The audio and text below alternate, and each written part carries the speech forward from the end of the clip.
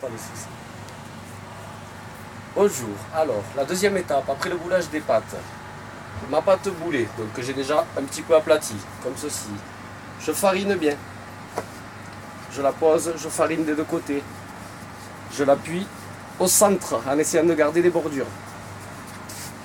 Deux façons de travailler, avec ou sans rouleau. Aujourd'hui on va la montrer sans rouleau, parce qu'on a le temps. Quand on est pressé, on prend le rouleau, j'avoue, c'est plus simple. J'appuie doucement, toujours en essayant de garder une bordure que je n'écrase pas.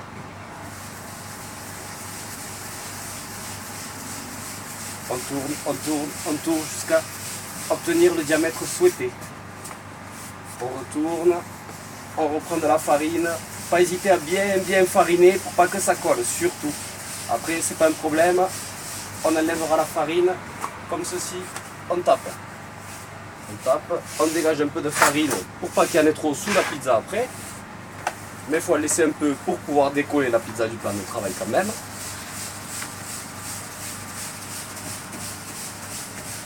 Quand on arrive à la dimension, comme ceci, hop, là, je vois une petite bulle, je la perce, sinon ça va noircir.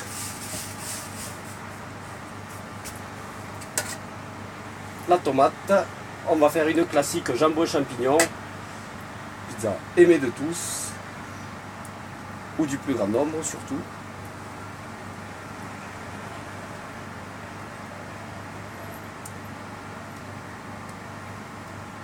Hop. Première étape, tomate. Deuxième étape, mozzarella. Hop, qu'on dispatche bien partout. Ensuite, moi, j'y mets le jambon. Il y en a qui mettront le gruyère avant, moi je mets le jambon entre les deux. Ça évite qu'il sèche à la cuisson si on le met par-dessus. Ça, c'est...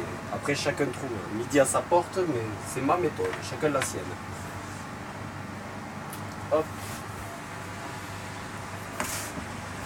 Un peu de râpé.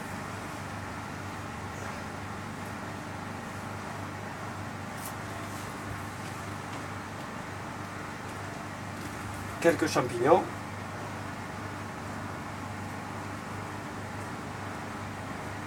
Hop là, qu'on essaie de répartir à peu près équitablement pour que tout le monde en ait quand même.